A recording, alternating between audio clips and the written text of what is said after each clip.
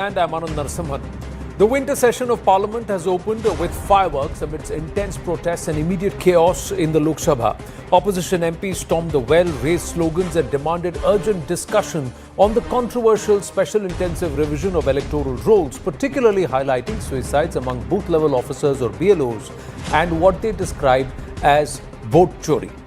As a result, the Speaker adjourned the House twice, first to 12 noon and later again until around 2 p.m. before finally suspending proceedings for the day. Despite the ruckus, the government attempted to push through business. During a brief 12-minute window in the 0 hour, the government introduced 3 bills: a bill to amend excise duty on tobacco and tobacco products, a new cess on the manufacture of pan masala, and a bill related to GST for Manipur. The GST amendment bill for Manipur was passed in the din of protests, but the dominant feature of the day was the aggressive stand of the Prime Minister at the top of the day itself, who accused the opposition of reducing parliamentary proceedings to theatrics. Prime Minister Narendra Modi declaring publicly that Parliament is not a place for drama, it is a place for delivery, urging the opposition parties to abandon dramebazi. Drama करने के लिए जगह बहुत होती है, जिसको करना है करते रहें। यहाँ ड्रामा नहीं, डिलीवरी होनी चाहिए। नारे के लिए भी जितने नारे बुलवाने हैं, वो पूरा देश खाली पड़ा है। जहाँ पराजित होकर के आए वहाँ बोल चुके हो, जहाँ अभी पराजय के लिए जाने वाले हो वहाँ भी बोल दीजिए, लेकिन यहाँ तो नारे नहीं, नीति पर बल देना चाहिए और वो आपकी नियत होनी चाहिए। ये सत्र संसद देश के लिए क्या सोच रही है, विपक्ष भी अपना दायित्व निभाएं, चर्चा में ऐसे मुद्दे उठाएं, मजबूत मुद्दे उठाएं, पराजय के निराशा में से बाहर निकल करके आए। और दुर्भाग्य है कि एक आध दो दल तो ऐसे हैं कि वो पराजय भी नहीं पचा पाते। बिहार के नतीजे इतना समय हो गया है तो अब थोड़ा संभल गए होंगे, लेकिन कल जो मैं बयानबाजी सुन रहा हूं उनकी, तो उसे लगता है कि पराजय ने उनको परेशान करके रखा है। पराजय की बौखलाहट का वो मैदान नहीं बनना चाहिए और ये शीतकालीन सत्र विजय के अहंकार में भी परिवर्तित नहीं होना चाहिए। So, message to both sides, perhaps the most stern, not reconciliatory this time around at all. So stop your dramebazi, stop being sore losers. This is about niti and also about your niyat, not about dramebazi, he said. But although at the same time reminding the victors that arrogance is not going to take you far, so don't be arrogant in your victory. Now, in response, the opposition called the Prime Minister's remarks hypocritical and accused the government of rushing through legislation while stifling meaningful debate on critical issues such as the alleged electoral roll manipulation, voter disenfranchisement, and the SIR-related grievances. Listen. Elections are over, then another cycle of elections will come. The Parliament, while the government wants us to let Parliament function smoothly, it's also incumbent upon them to give us the space to raise issues of concern to us. I mean, we want to raise many issues of concern to the average citizen in India, and the government must give us the space to raise that. प्रधानमंत्री जी ने कहा जी सही कहा कि हंगामा करने की जरूरत नहीं है, लेकिन हंगामा का कारण तो प्रधानमंत्री का दल ही। लेकिन वो कह रहे हैं कि हार की हताशा में, बौखलाहट में कुछ दल जो है संसद में ऐसा है, प्रधानमंत्री की बात का जवाब देना भी ठीक। What is the opposition raising in Parliament? They are asking the government to at least initiate a debate and discussion on SIR or electoral reforms. Do you think it's drama? If the Prime Minister or the BJP leadership or the one sitting at the helm of affairs in the government thinks that by raising the right questions for the people or raising people's voices is drama, then let people of the country see. Well, the teachers and those who have been affected by the Shiksha scam in Bengal are asking similar questions, but this is about what's happening in Parliament. Now, in fact, the opposition took it a step further, with the Congress MP Renuka Chaudhary getting a dog inside Parliament complex, and she said it should not bother anyone as those who really bite and attack people are inside Parliament. कहीं कानून बनी हुई है क्या? मैं रास्ते में आ रही थी, वहाँ एक स्कूटर वाला और कार वाले का टक्कर हुआ। उसके आगे ये छोटा पिल्ला निकल के सड़क पे घूम रही थी। मैंने सोचा ये किसी पहिए के नीचे आ जाएगी, सो मैं उठा के उसको गाड़ी में रखी और पार्लियामेंट आई और वापस भिजवा दी। गाड़ी भी गई, कुत्ता भी गई। तो किस बात की चर्चा चल रही है? असली डसने वाले और काटने वाले पार्लियामेंट में बैठे हैं, सरकार चलाते हैं, उसका कोई इतराज नहीं। हम किसी गूंगे जानवर का हम देखभाल करते हैं तो ये बड़ी मुद्दा और चर्चा बन गई। और कुछ है ही नहीं क्या सरकार के पास? Well, is that not lowering the discourse? Does that behove of someone as senior as Renuka Chaudhary ji to say कि असली डसने वाले काटने वाले पार्लियामेंट में बैठे हैं जो सरकार चला रहे हैं? Well, what she did was an act of a kindred act, and she saved a small being, a small puppy there, and she brought them. It was violation of the norms. People may not have known the reason, but she could have explained that. But beyond that, is that not lowering the discourse? The past few sessions have witnessed near complete washouts, hours lost, bills passed without discussion. The monsoon session itself seeing a total waste of 156 hours, costing the taxpayers a whopping 204 crore.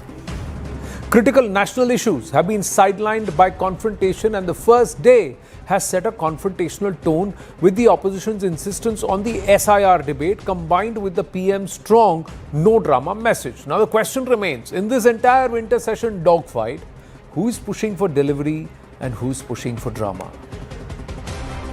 Let's go across to our guest straight away. Tuhin Sinha, national spokesperson of the BJP, Akash Deep Muni, political analyst, and Dr. Anand Ranganathan, again author, political commentator, scientist. My namaste and Jai Hind to everybody. Tuhin Sinha, no dramebazi, says the Prime Minister. But where is the delivery amidst all this din? We already lost 204 crores in the monsoon session. Namaste Anand, namaste everybody. You know, I was going through data from 2014. The 16th Lok Sabha, that is 2014 to 19, had a productivity percentage of 80%. That dropped between 2019 to 2024 to around 55%. And this present Lok Sabha, starting 2024, has a productivity of around 40%. Now, you know, when the Congress lost power in 2019, that is when they realized that coming back to power is going to be very difficult, and the entire nature of their politics turned dystopian. They have been in an anarchist mode in Parliament since then. You would recall that this is the same government which has discussed Article 370 right up to 1 a.m. in the morning, in the early wee hours of the morning. This is the same government that has discussed Waqf Amendment Act till 2 a.m. in the morning and then sat down to discuss Manipur till 4 a.m. Where was Rahul Gandhi on that day? He was missing as usual. So I think, you know, this, and obviously what Renuka Chaudhary did today, I mean, there are no words to condemn that cheap behavior. Now, we can't take her at face value given, you know, the drama queen that she has been. But even if she did a noble act by saving the life of a small puppy, her comments after that have really lowered the discourse. And, you know, I think Congress party needs to apologize for her behavior. But point is, we are open to discussing every issue that the opposition comes up with. Now, the problem with this opposition is the sense of entitlement they have. When they wanted to discuss Manipur, they wanted to discuss it under a certain rule, whereby all other matters would have been, you know, set aside till the time Manipur was discussed. We discussed it for 2 full days. When they wanted to have the no confidence motion discussion, they, you know, after Operation Sindoor, they wanted to have it under the same rule. When we discussed it threadbare, they had nothing to say after the discussion because obviously, you know, their whole agenda was based on misinformation and they were acting as a mouthpiece of ISI. So I think this opposition needs to ponder. I think Prime Minister was well-meaning and has advised probably this opposition might take inspiration from the poetry of, from the poems of Atal Bihari Vajpayee. We have been in an opposition for a very long time. We never gave up. We never resorted to this kind of anarchist politics, and this opposition also needs to behave responsibly. Tuhin Sinha, you know, we all have in our lives people who bring out the worst in us. Why does the BJP bring out the worst in the Congress? It's all, Like all I that, said- all that angst, all that hate, all that demeanor, That- all that language is reserved for the BJP from the Congress Like I party. said, Anand, it's a perverse sense of entitlement. We have been, as BJP, obviously, we were in opposition for a good 16 years before forming a government for 13 days in 1996, and then the 6-year government in 1998. But we have been in opposition as Jan Sangh from 1950. The Congress party is not used to being in opposition, and somewhere the whole agenda is so negative today, it reeks of a very dystopian character. The entire agenda is to bring down the country. Imagine the kind of bills which are being tabled. The atomic energy bill. Do they not want nuclear, energy security for India? Why do they want to disrupt the proceedings? And then they will say the discussion has not happened. Yes, the discussions don't happen because the government, is time bound. It wants to race ahead with the economic agenda. It can't wait till eternity for this opposition to behave itself. See, for many, COVID is also a distant memory, but I've been, my hair is not grey just like that. I've spent a few years in journalism, and I've seen when the BJP was in opposition during 2011, 2012, 2010 in opposition, and you quoted Vajpayee ji, I'm quoting Arun Jaitley. Burden of running the house lies on the government. So, Well, that's why the House is running. That's why. somewhere it's a reflection on the government's inability to reach across the corridors and to run the House and to ensure the Parliament functions. You'll accept that? Well, we have been doing that. We have been doing, tell me one important issue where discussion has not taken place.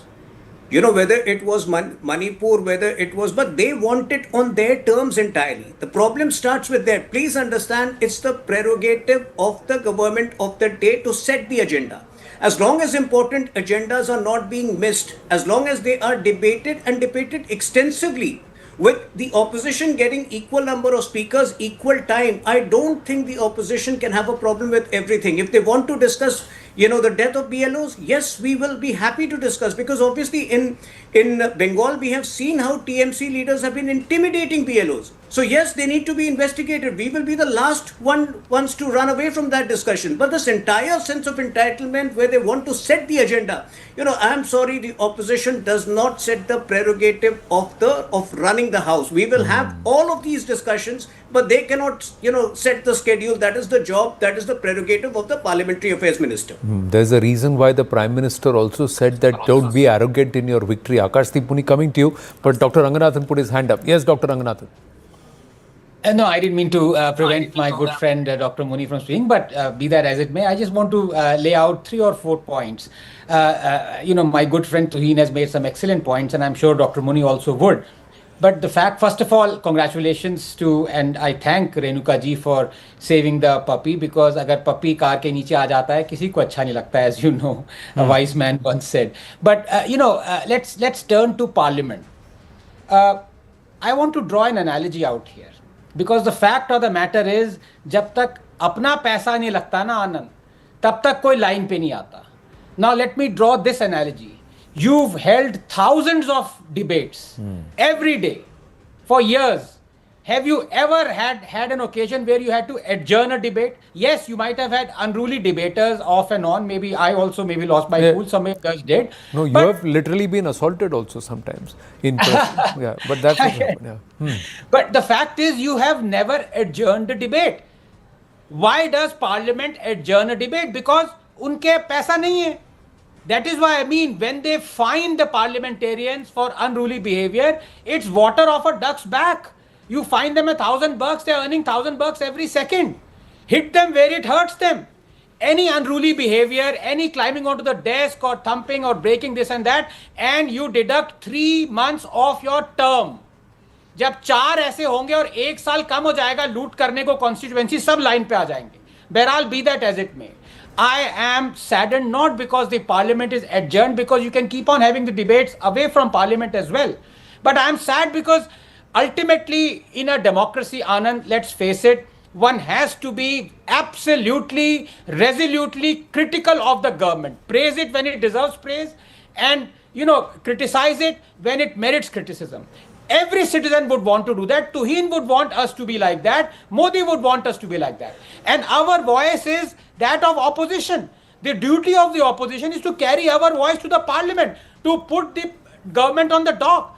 I'm afraid it's absolutely not doing it. You want two examples? Let me give you very quickly two examples. This is a shame because our voice is not represented out there. First example. Everyone is talking about the 40 odd deaths in Bengal of BLOs. Can those same people, can Dr. Muni explain to me?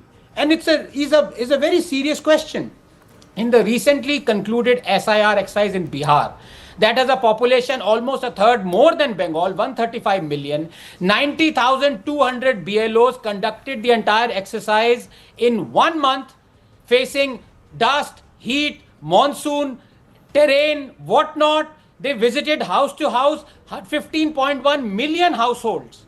And at the end of the day, they actually had on the voters list 79.1 million voters. Not a single case of suicide occurred, not one. Why? I want that answer. They were under as much strain as the BLOs working elsewhere are. Why is it that not a single case of suicide occurred then? This same question has to be answered by the people who are alleging all those things that is happening to the BLOs. I'm sure Dr. Muni would explain it. And number two, this is also very important. When you talk about delivery versus drama, I'll tell you what Modi has delivered. Modi has delivered 8.2% GDP growth in Q2. And what is the drama happening? The drama is happening because the opposition is saying we don't believe this number. Because the IMF has come out with something that has graded as C and downgraded, doesn't believe our methodology. Now look at the shenanigan out here. Look at the conceit. The same metric on IMF has not been changed over the last 2 years. So what was calculated last year, the same method has been calculated this year. What was downgraded by IMF last year is the same downgrading this year, C. But the point is when you're calculating the rate of growth, it doesn't matter what your calculation was based on what metric last year as to this year because it's a rate of growth. Secondly, will the UPA, will Dr. Muni explain that 3 terms of finance ministership of P. Chidambaram under the UPA and earlier in 1990s, why was he using a base year that was a decade and sometimes a decade and a half old, which is the primary criteria why the IMF has downgraded, saying that you're using the base year of 2011, 2012 and that is why we are downgrading. Chidambaram in 2014 was using a base year of 2004. In 1996, he was using a base year of 1981. When Congress does it, everything is fine. You believe the data. When NDA does exactly the same, you don't believe the data. That is why I cannot trust the opposition, and this is a real shame. Okay, Akashdeep Muni. Thank you for your patience. Your turn. See, Anand, there are 2-3 important points that I want to make here. Is deaths of 40 BLOs a drama? Is taking that issue in the parliament a drama? Of course it's not. And why the PM is saying that don't do drama? 13 common men were murdered in Delhi terror attack. This issue wanted to be, the opposition wanted to take this issue to the parliament. Is it a drama? Delhiites were getting suffocated this winter. AIMS have said that this is a bizarre condition where the people, this is the urgent condition. The doctors are coming in. People in media are running away from Delhi. Still, we are saying that we are not debating it. And when this opposition want to debate it in the parliament, these people are saying it's drama. AQI is crossing 500 and PM is saying that enjoy Delhi's winter. ये PM को बोलना चाहिए या बोलना चाहिए कि चलो आज मीटिंग करते हैं, चलो आज सॉल्यूशंस ढूंढते हैं मिलके, सारे स्टेट्स मिलके ढूंढते हैं, पर ये नहीं करेंगे because it's all about politics. And I want to tell you an example of Sarvesh. He wrote a suicide note.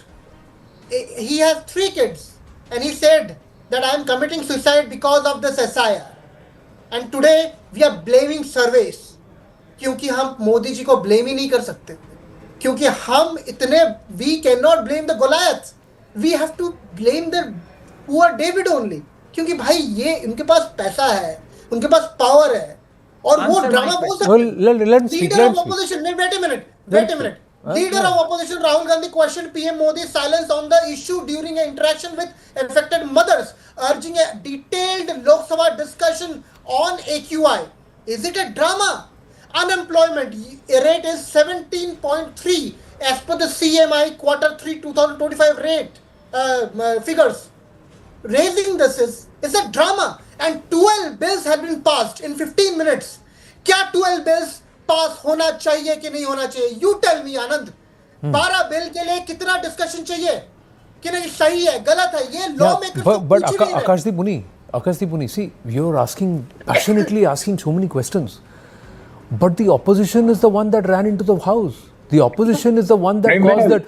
The opposition is the one that caused the din and did not allow Parliament to function. The opposition has allowed the government to get away by disrupt. See, now I didn't. Can I complete?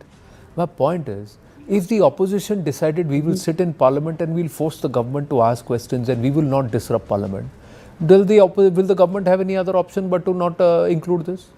Yes. They won't. The other thing. If it's a fair question to ask, you say that suicides are being conducted because of SIR, right? But it's also a fair question to ask, why is it happening only when SIR is being conducted in Bengal, like Dr. Ranganathan asked? The same SIR was conducted in Bihar with a greater population, with a greater number of booths and greater intensity. Nothing happened. Why is it that this intimidation is happening only? It's a fair debate to have. 1 minute. It's a fair debate to have. But my question to you is, Akashdeep Muni, if you want to ask Tuhin Sinha, and if you want Tuhin Sinha to answer, will you disrupt the debate or will you ensure that he doesn't get up and go? Chalo. What will you do? Answer this first. What will you do? If you want Tuhin Sinha to answer your questions, will you create ruckus here, disrupt this entire conversation, or will you ensure that he does not find a reason to get out of here? What will you do? What will be your strategy? You will make him talk, right?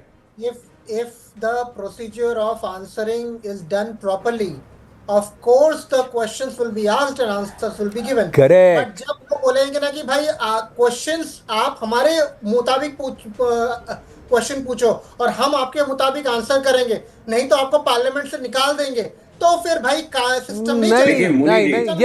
ये आप गलत तर्क दे रहे हैं आकाश. नहीं doctor, I will tell you why. आप क्योंकि मैं आपको बता रहा हूं और रंगनाथन जी भी गलत है, मैं आपको प्रूव करूंगा. सुनिए, 10 सेकंड दीजिए. ठीक है, सुनिए, मेरा सिंपल आपसे. व्यूअर्स को तो लगेगा इनके पास आंसर नहीं है. नहीं आप आंसर दीजिएगा, पर मेरा यही सिंपल लॉजिक है. मैं आपको यही कह रहा हूँ, वेल में उतरा कौन, नारेबाजी की किसने, सदन को फंक्शन नहीं करने दिया किसने, गवर्नमेंट ने कि ऑपोजिशन ने? सवाल कौन पूछ रहा है? ऑपोजिशन. डिसरप्ट कौन कर रहा है? ऑपोजिशन. तो जवाब कैसे दिया जाएगा? जो जवाब नहीं देना चाहता वो तो निकालेगा, वो बहाना ढूंढेगा. आप क्यों बहाना दे रहे हैं? आप क्यों कारण दे रहे हैं? Why are you giving this one? And I'll tell you what, this is the winter session. This is only day 1, right? How many days of the winter session? Every day one issue should be listed and it should be discussed, and the opposition will not go home till the time it's discussed. Rather than disrupting it and forcing an adjournment, you should say, we will not go, we will sit here till you answer our questions. Rather than that, you're running into the well, you're disrupting and you're saying, okay, get away, run away. Speaker कौन से party का है sir? No. So are you trying to say that the speaker in Himachal is partisan, the speaker in DMK is speaker in Tamil Nadu is partisan? Are you saying that openly? Are you saying the speaker in Punjab is partisan? Are you saying that the speaker in Karnataka is partisan? Are you saying the speaker in all opposition led governments is partisan? Are you saying that? Sir, who is? Don't try and justify. Who is out in the well? Who is creating din? Who is disrupting the house? Who's doing it? Why are you doing it? If you want answers, stay there. Don't go out of the house. Stay there in the house and don't make noise. Force them to answer. Last parliament session में कितने opposition के leaders को निकाला गया था sir? क्यों निकाला गया? किस तरह की बदतमीजी की उन्होंने? आपने देखा नहीं? अगर चुपचाप अपनी जगह पे बैठे होते और सवाल के जवाब मांगते, अगर आप मणिपुर में रात को 4 बजे तक बैठ सकते तो हर रोज क्यों नहीं बैठ सकते शाम को 8 बजे तक कि हम नहीं हटेंगे सर, हम जा ही नहीं रहे, जब तक आप जवाब नहीं दोगे हम नहीं जा रहे. हम ना शोर कर रहे हैं ना बदतमीजी कर रहे हैं, हम बैठे हैं. आप डिस्कस करो. जो ब्लैक बैंड लगा के बैठे थे उनको उठा के बाहर फेंक दिया गया. नहीं, ब्लैक आपको ब्लैक बैंड या कुछ भी बैंड, अगर सदन के नियम है उस नियम को आपको फॉलो करना है.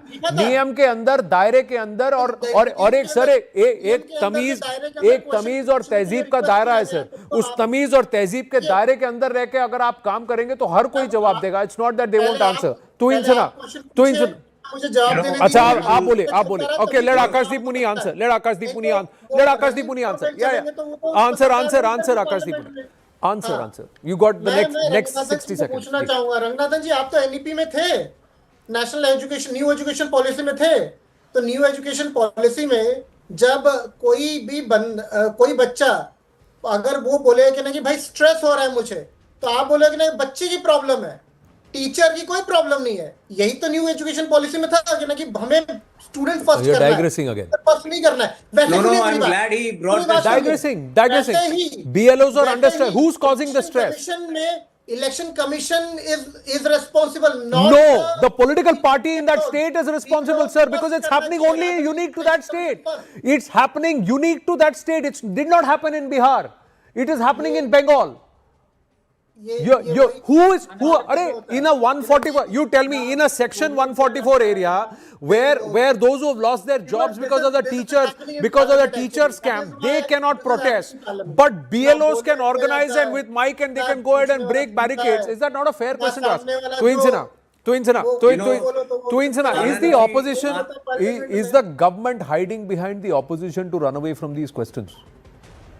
No, first of all, I'm glad he equated us with teachers and, the opposition with students, because, if it was so, they would have heeded to Prime Minister's well-meaning suggestion right in the morning. They shouldn't have taken offense. The Prime Minister meant well when he said that you should come with a positive attitude and you should not disrupt. You disrupted all the more. Now, point is, Honorable Mr. Muni has raised some important issues. Obviously, air is a very important issue. Obviously, BLO's death is an important issue. And it is my commitment and obviously the government's commitment that we are prepared to discuss everything. But now, let me just ask Mr. Muni, if the government believes that there are certain important legislations which needs to be pushed urgently because they will bring impetus, they will give impetus to our economic goals, कि कौन सा इसमें bill है जो important नहीं है, जिसको आप नहीं चाहते. Insurance loss bill raises FDI insurance from 74 to 100%. Securities Market Code Bill 2025, Single Consolidated Law replacing SEBI Act and Depository Act to Atomic Energy Bill, again, I have explained the relevance of it. कौन सा ऐसा bill है जो आप unimportant मानते हैं, जिसको आप डिस्कस करने के लिए नहीं तैयार हैं? There are 20 days remaining in this session. Our commitment is we will discuss everything because you have more to hide on the BLO's deaths. Bengal, TMC my simple point is, sir, here's what I would want. All parliamentarians, every parliamentarian should pay for every hour lost. The taxpayer should not be made to pay for it. 204 crores in the monsoon session? No. Every parliamentarian, be it government or opposition, must be billed for every loss of hour, because one is hiding behind the other. It's very convenient. I have to wind up. Dr. Ranganathan, 30 seconds. Okay, 30 seconds. Yeah, they are billionaires. Their term has to be truncated. That should apply to every party. I mean, not just the opposition. Treasury benches also. Everybody should be penalized. However, you dock them money, you dock the political party they represent money, or you dock anybody. But 204 crores lost in the monsoon session it's a bad reflection. 204 crores, sir, can provide stubble pulling out machines across all of Punjab and all of Haryana to stop the stubble burning. 204 crore can give tents for homeless people in across all the states where winter chill is going to take this one. So this money could have been put to better use than it going waste. I want to wind up on that note. We've just got, Akashdeep Muni said pollution was not discussed, it was raised, and we want to talk about pollution. The Sarkar answered on pollution. Amid this entire pollution crisis in the NCR, the government has stated that Parliament, that states of Punjab and Haryana have collectively recorded about 90% reduction in fire incidences during paddy harvesting season in 2025 in comparison to the same period back in 2022. Now, with coordinated efforts, number of days with AQI below 200 in Delhi have increased to 200 days in 2025 from 110 days in 2016. So we are a little better off from 9 years ago. While there is an overall improvement in the AQI this year, very poor days with AQI between 301 to 400 and severe days with AQI more than 401 have reduced from 71 days in 2024 to 50 days in 2025. Delhi has observed the lowest average AQI in the past 8 years from 2018 to 2025, barring 2020 during the COVID lockdown. Now, whether or not you believe these numbers, viewers and those watching us in the Delhi NCR region, that I leave it up to you. This is what's been declared in Parliament. Meanwhile, up next, quickly, we look at the challenges to nationalism, national identity, the issue of illegal immigrants and what it is doing to nations, not just in Bharat, but across Europe as well. We are in conversation with a very, very special panel to get this global perspective here on the Patriot Special on the Right Stand. Stay with us. Namaste, Jai Hind and welcome.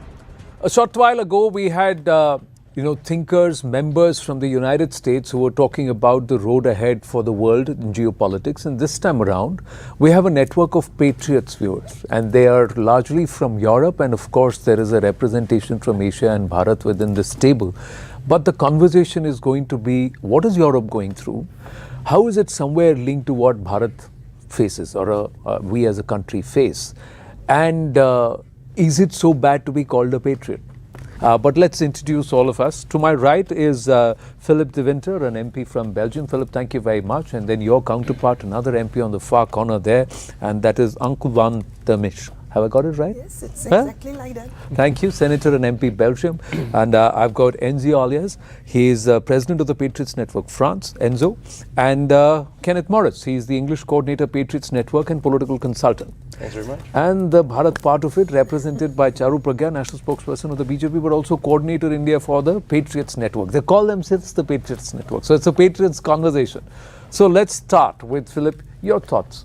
What's Europe going through right now? What's Belgium going through right now? Is there a churn culturally, socially? Europe, of course, and we're facing the same problems as the rest of Europe. And one of the big problems in Europe at the moment is mass immigration. Immigration from third world countries, mostly from Africa, northern Africa. Certainly after all the geopolitical problems that occur in Africa and certainly North Africa, Gaza, the Palestinian cause, the war Israel against Hamas and Hezbollah, the war in Syria, what happened in Libya, and so on and so on. A lot of so-called political refugees came to Europe. But not all of them are real political refugees, and some of them are very dangerous for Europe, are terrorists, and they try to infiltrate Europe. So we had our share of terrorist attacks also. We had our 26/11 also in Belgium. We had a terrorist attacks a few years ago on our airport. More than 120 people were killed. It was a terrorist attack who was planned and organized by ISIS. Well, I'm into diversity, no problem. But when a minority becomes a majority, and that's what's happening with mass immigration from North African Islamic countries, then, well, the majority doesn't only take over your country, but also takes over your culture, your values. India is facing also the security problem. It's a global problem of terrorism, the problem of immigration in certain provinces in India, and so on and so on. So we have a lot in common, and the struggle is the same. The struggle to maintain and keep our culture the way it is. But let me ask you, Uncle, do you agree with Philip, or do you have a different perspective? I do agree with him. We are from the same political party in Europe. And the fact that I went into politics in Europe, in my country, is because we are facing problems, and the well-being of a society you can measure by the well-being of women and children, and that is not going well in my country, and that is why I introduced myself into politics. I used to be a former Miss Belgium, so I was famous already, and easy access to the people to explain the points of our party and how we want to change the world, and starting with our own society, our own country first. We are a nation with people which is dying actually, because we do not have enough children.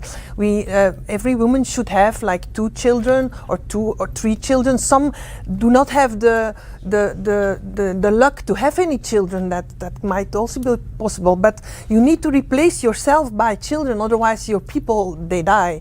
And that's a big problem, not only in my country but in the Western Europe. And the European Union, which is the leftist European Union, it's kind of dictatorship, because we don't have really the election of the commissioners, of people who have the power in the European Parliament, or the Commission. They try to solve the solution by immigrating people, by opening up our borders of Europe and letting people in. We have many people, immigrations from North Africa, from Africa itself, and now they opened up the borders also for people fleeing from Gaza. Like more than 50% of the people who fled Gaza because of the war, which I can understand, they are taken in by our country. They live in Brussels, but we don't know exactly who they are. We don't know what their intentions are. There's not a good control, and there's not any security on who is entering our civilization. So our party, what we want in Europe is to close the borders, see who is already in, make sure that we are safe in Europe, and then help people, because we as Europeans and the European Union, we help a lot of people all over the world. We send money for them to have a good life. We had a monocultural society. We had a little diversity by people who came in from Italy, from Spain, from Western Europe. And then it changed with the migration of the people from North Africa. The Islam integrated into our country, which we had never seen before. We didn't know what it was, and we saw also crimes being immigrated into our country, like honorary killings, the way women are treated like second hand or second in the society, second class in society, which was very, very strange. I want a normal secular life, just like it used to be in the 80s, 90s in my country. So there's a lot of change at this moment. So is it a clash of faith? Is it because Christianity and Islam, 2 different ways of life, or is it a cultural part, Enzo? How do you see this evolving in France? France has also borne the brunt of it. So, well, in France we have 60% of the mosque who was fundraised by the Miligorus from Turkey, by Erdogan, and I think they have a mindset of conquest. They want to conquest Europe, and also Erdogan says that. He told our mosque are military based, and we will conquest Europe not by guns but by demography. So it's a real plan. It's not coming from somewhere. And also the rest are from the Muslim Brotherhood. So they know exactly what they want. They know exactly what they want to do in the future. And we can see the young generation from Algeria, Morocco, Tunisia, they hate France. They are French people, but they hate France. For example, for the hymne national, our national song, they doesn't want to sing it. Because they have a shame to be French, but when they turn back in their own country, they are not Algerian at all, because they are middle of somewhere, but they don't have a real identity. They don't know where they are. They just identify like a Muslim, but not like a French citizens. And it's a real problem, because for my part, I live in Marseille, in the south of France. Is 1 million citizen cities, and we have almost 40% of the population are Muslims. And is making real troubles, because we have, for example, is normally like schools, but the pork is forbidden now. Because we have a majority of young children who are Muslims, and they are making troubles because they know they have enough population to say, no, we want that, we want that. And the majority of mayors now, they are listening this population because they are voting like one guy. Yeah, one block. One block. Yeah. So then that vote becomes a big number, It's and then it becomes a pressure on the councillors and the Exactly, parliamentarians. exactly. And also the imam said you have to vote for these candidates when they go to the mosque. So it's a religion's vote. It's not like a real democracy. You said, oh, I want to vote for this candidate for his program. No, now it's not anymore like this. And that's the problem if you bring in Islam, and certainly radical Islam, then when they become a majority, they take over. It becomes a hostile takeover of your society. And that's what we are very afraid of. The minorities, they said, oh, we are a victim because laicity is against Islam. So we have to protect ourselves, we have to make our own community, we have to work wholly together because the French people are racist, are anti-Islam, etc. So they use that. And after, when they're growing up, they are pushing back, as we can see, for example, in US. In US, the LGBT community wants to protect the Muslim majority, and when they become the majority, 51% in the city council, they push back all LGBTs. And the LGBT communities are crying and say, I don't understand, we are helping them, and now they're pushing us back. The Englishman has to come in with a little bit of a unique angle. We think ourselves a bit different in Britain. And the thing is, we are very, very different. At least I can speak for Britain. We see the situation as more of a suicide than a conquest. Okay. So I still think it's a path to suicide that can be avoided. There's still time. We're still optimistic. That's the premise to what I'm about to say. The situation is when one thinks about the language of conquest, the perception can be that the state does not have the power to rectify a particular issue. Absolutely not the case. The British state has excellent intelligence services, military, and whatever else. If there's some terror threat, of course, all countries in Europe have radical groups and so on, which are terror threats. It's really up to us to deal with things rather than to say we've lost, which we haven't lost. That's the first thing.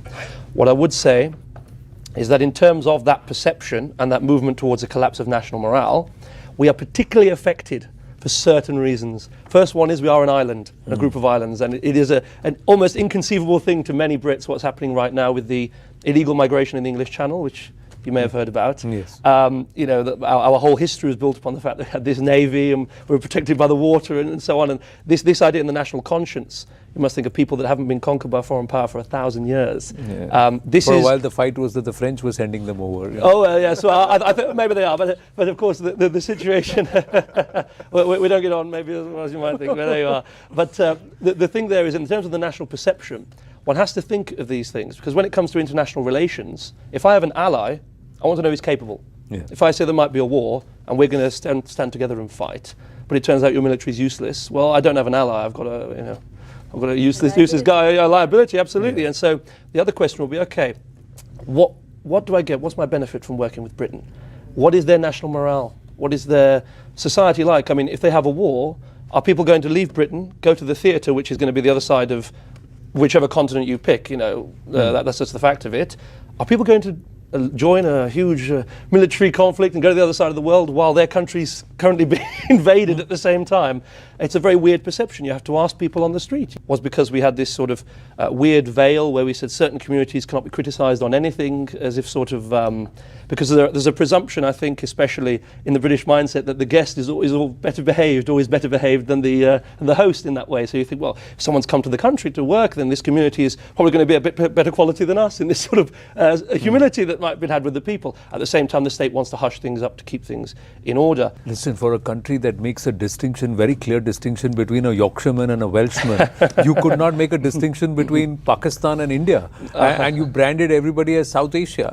Now that's thank you for bringing that up. Thank you for bringing that up, because when we were in the middle of our conference, we actually had this conversation, and I said exactly this to Kenneth.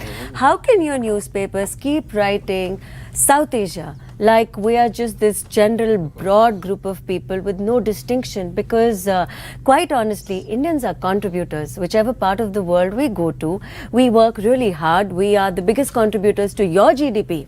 honestly, biggest contributors to your, doctors and nurses and skilled people who are making your country better, because the skill goes from ours. But at the same time, when it comes to crimes, when it comes to negative things, we're all branded together and called South Asians. Absolutely not. Please call them out by their nationalities, by their names. Please do that, because Indians are not going abroad and up to these activities which are making headlines all over the world. See, here's the problem. What happens is you walk into an Indian restaurant in Europe, it's largely the name is Indian. No, but how many of them are Indian? The chef, They the could chef be a is Bangladeshi and the owner restaurant, may be a it could be a Pakistani. Bangladeshi. Exactly. So they Yes. all You want to work call under yourself the- Indian because Yeah. we're the larger group of people which have earned respect. So you're calling your restaurant Indian because Indians have earned respect in that regard. So you would be a Pakistani restaurant or a Bangladeshi restaurant, and I'm not talking about those specific restaurant owners, but call yourselves by your names. Electorally, the left has always, certainly in the last 20, 25 years, as Britain has got quite a lot wealthier, and the mode of work has changed from very, very hard work that it was 50, 60 years ago, and so on. People have become a touch more decadent, I would say, than they once were, and politics has changed. And in this way, the left has considered that they could not rely on the old economic arguments of, a rich versus poor or whatever else, because everyone's kind of well off, and so they need to have a block vote, which they can protect at all costs, which will guarantee them certain constituencies and so on. But ultimately, to sort of add to that precision, this also is very bad for communities, for example, from of Pakistani origin, though, because one has to understand that even within the country of Pakistan, there are vast cultural differences, even between cities. So I always say, okay, people from Lahore are different from people from Mirpur, they've had a different experience of life, they've had different origins and so on. And in fact, if you really want to understand the situation, you have to have this local knowledge, which the British used to have a long time ago. Otherwise, they couldn't have done what they'd done. Or we couldn't have done what we'd done.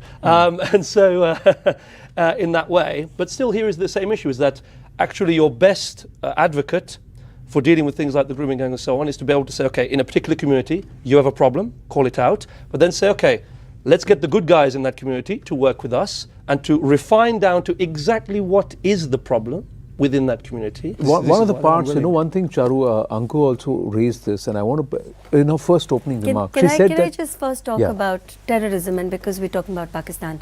See, I think our country has gone through every dimension of terrorism, every dimension. So not just cross-border infiltration, which has caused terror. There's been online radicalization. There have been financial networks which have actually funded so-called political protests in India. There's been ideological indoctrination.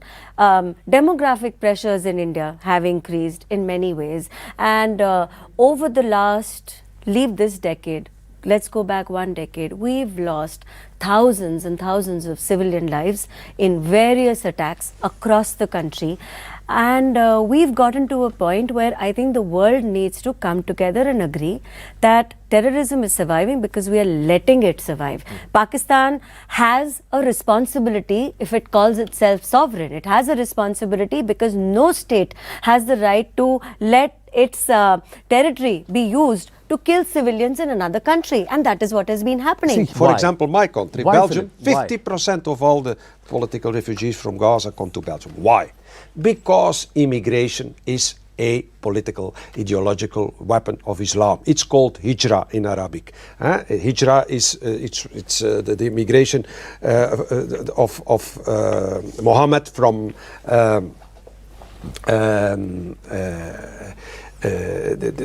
is the immigration example of Muhammad they want to follow. And it's an example for them how to conquer a city or a country who is non-Muslim. And that's what they are doing, coming to Europe and using immigration and demography as a weapon to conquer us and to have this, to organize this hostile takeover of Europe. That's what it's all about. It's a weapon. It's a weapon. I think they understand exactly what they are doing. And I'm going to use my country as an example. Nobody is dumb. Political parties and their leaders are not dumb. There are political parties which benefit greatly from this block voting. They are going to keep nurturing this block voting because it keeps them in power. They're not concerned about what happens 10 years later. They're not concerned about preserving 10 years later, they will not our be in culture power. for future 10 generations. years later, But they they're will not have to concerned. change their name. Exactly. 10 years later, they will be concerned displaced. about that. They're absolutely absolutely not concerned, because what they are concerned about is that how do I keep this bloc together and how do I keep this bloc continuing to vote for me. Now, West Bengal is a case and example where it benefits the political powers to keep them together. They are not dumb. They know what they're doing, and yet they continue to do it at the risk of their future generations, at the risk of losing their cultural identity, at the risk of losing basic safety in their society. See, you know, it sometimes beats me. I'm just saying, I've got no disrespect to any politician, but you know, in our country, Jammu and Kashmir, 5 lakh plus Hindu families had to leave. Okay, and it didn't make a headline. In the state where we are having this discussion today, in Uttar Pradesh, in Sambhal, an entire district demographic population was changed over 20 years from 85% Hindus to 85% Muslim. They all had to leave. And then they said it's a socio-economic thing because there are no jobs, so they are being forced to flee. The entire religious aspect has been changed. And why? Very systematically. Because as per the Hindu faith, the next avatar of Vishnu is supposed to be born in that area. So they have cleansed that place of the Hindu faith. That's what they've done. Now, if you're looking at Bengal, the Chief Minister of Bengal is a patriot, I would like to believe so. And she is seeing the Prime Minister, the interim advisor of Bangladesh, present a book which says The Art of Triumph that has all of Bengal and all of the Northeast as part of a greater Bangladesh. He's presenting it to everybody. And she's taking it.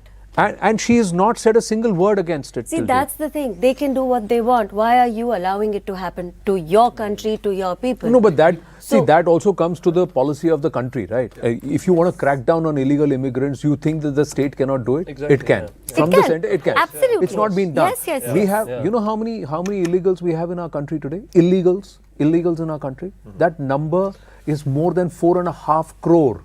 That is more than 450 million illegals in our country. You see the problem that we have? It's a huge problem. But to turn back to... And they're hiding in plain sight. To turn back to your question, why Muslim people doesn't go to other Muslim country? Because they know European politicians are weak. And if you come in France and you don't have any authorization, you don't have any visa, you can stay. And if you have the obligation to turn back in your country, for example, in Algeria, the government of Algeria will refuse to take him back. Yeah. And he will have also the money from the state. He doesn't have to work. So he have facilities to have an accommodation, to have the meals, etc. And one promise of Macron 8 years ago, it was he said, with me, no one French homeless in the streets. And we have much more homeless people in the streets. But if you are Algerians, you come in France, you have much more than homeless citizens. So the problem is we need politicians who do also a policy of national priority. Yeah. To help first French citizens, and after if we have extra money, but we don't have. Because the real values aren't given anymore to our children, and they don't see the families as the cornerstone of our society anymore. And that's why we have a weak society, and that's become because of the socialism that has been in place politically for a long time, which was necessary in the past to give people and laboring people more rights, but it went over to the wrong side, and then we got the immigrants in it, and we got the Islamo-socialism actually, which is on a weak culture, and now we are not strong enough to defend ourselves.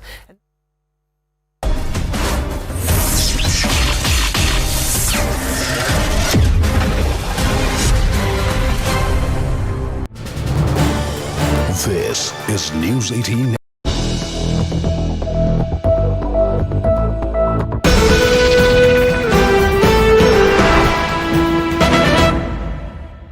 The government is willing to discuss. साथियों, ये शीतकालीन सत्र ये सिर्फ कोई ritual नहीं है। राष्ट्र को प्रगति की ओर तेज गति से ले जाने के जो प्रयास चल रहे हैं, उसमें ऊर्जा भरने का काम ये शीतकालीन सत्र भी करेगा, ऐसा मेरा पूरा विश्वास है। भारत ने लोकतंत्र को जिया है, लोकतंत्र के उमंग और उत्साह को समय समय पर ऐसे प्रकट किया है कि लोकतंत्र के प्रति विश्वास और मजबूत होता रहता है। गत दिनों बिहार में जो चुनाव हुए उसमें भी मतदान के जो विक्रम हुआ है वो लोकतंत्र की सबसे बड़ी ताकत है।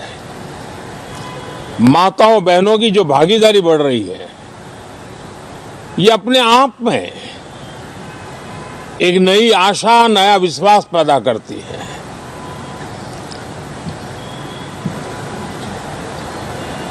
एक तरफ लोकतंत्र की मजबूती और इस लोकतांत्रिक व्यवस्थाओं के भीतर अर्थतंत्र की मजबूती, इसको भी दुनिया बहुत बारीकी से देख रही है। भारत ने सिद्ध कर दिया है डेमोक्रेसी कैन डिलीवर। जिस गति से आज भारत की आर्थिक स्थिति नई ऊंचाइयों को प्राप्त कर रही है, विकसित भारत के लक्ष्य की ओर जाने में ये हमें नया विश्वास तो जगाती है, नई ताकत भी देती है। साथियों, ये सत्र संसद देश के लिए क्या सोच रही है, संसद देश के लिए क्या करना चाहती है, संसद देश के लिए क्या कर The government is willing to discuss. साथियों, ये शीतकालीन सत्र ये सिर्फ कोई रिचुअल नहीं है। राष्ट्र को प्रगति की ओर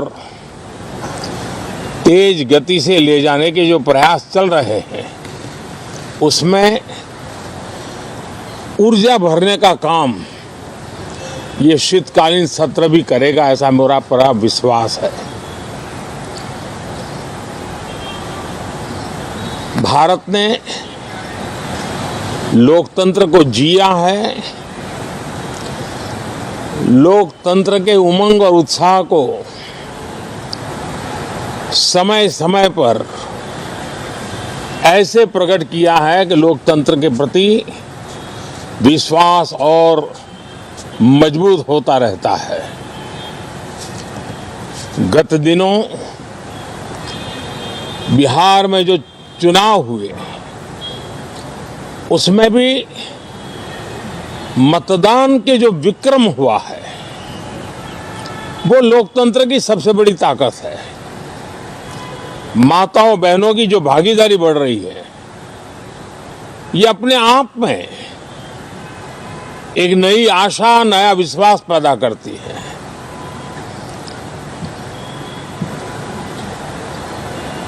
एक तरफ लोकतंत्र की मजबूती और इस लोकतांत्रिक व्यवस्थाओं के भीतर अर्थतंत्र की मजबूती, इसको भी दुनिया बहुत बारीकी से देख रही है। भारत ने सिद्ध कर दिया है डेमोक्रेसी कैन डिलीवर। जिस गति से आज भारत की आर्थिक स्थिति नई ऊंचाइयों को प्राप्त कर रही है, विकसित भारत के लक्ष्य की ओर जाने में ये हमें नया विश्वास तो जगाती है, नई ताकत भी देती है। साथियों, ये सत्र संसद देश के लिए क्या सोच रही है, संसद देश के लिए क्या करना चाहती है, संसद देश के लिए क्या करना चाहती है, संसद देश के लिए क्या करने वाली है,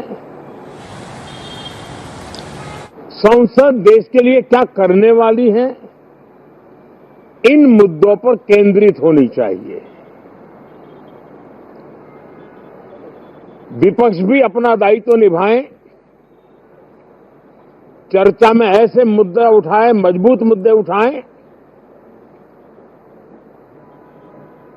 पराजय के निराशा में से बाहर निकल करके आए। और दुर्भाग्य है कि एक आध दो दल तो ऐसे हैं कि वो पराजय भी नहीं पचा पाते। और मैं सोच रहा था बिहार के नतीजे इतना समय हो गया है तो अब थोड़ा संभल गए होंगे, लेकिन कल जो मैं बयानबाजी सुन रहा हूं उनकी, तो उसे लगता है कि पराजय ने उनको परेशान करके रखा है। Good evening, you're watching Brass Tacks with me, Zaka Jacob. The winter session of Parliament got off to a fiery start. The Prime Minister set the tone for the session, saying that the time for doing drama is over. It is time now for delivery. Well, he was clearly referring to the opposition, which has been deflated somewhat after the Bihar election loss. With the Prime Minister now setting a very combative tone, unlike what we've seen in previous sessions, it seems clear now that the opposition is also going to rake up the SIR issue. Now, here's the thing. The SIR issue had absolutely no impact in the Bihar elections, but that is not stopping not just the Congress party, but also parties like the Trinamool Congress in West Bengal, which has stridently taken an anti-SIR position from raking this up in the parliamentary session, the winter session that is going on. But the question is fundamentally one of importance to the people of India. Is SIR the most important issue that's affecting people's lives, or is it something else? And is the opposition missing a trick? Are they falling into the trap that the Prime Minister said, as he described in his own words, don't do drama, it's time now for delivery? Drama करने के लिए जगह बहुत होती है, जिसको करना है करते रहें। यहां ड्रामा नहीं, डिलीवरी होनी चाहिए। नारे के लिए भी जितने नारे बुलवाने हैं, वो पूरा देश खाली पड़ा है। जहां पराजित होकर के आए वहां बोल चुके हो, जहां अभी पराजय के लिए जाने वाले हो वहां भी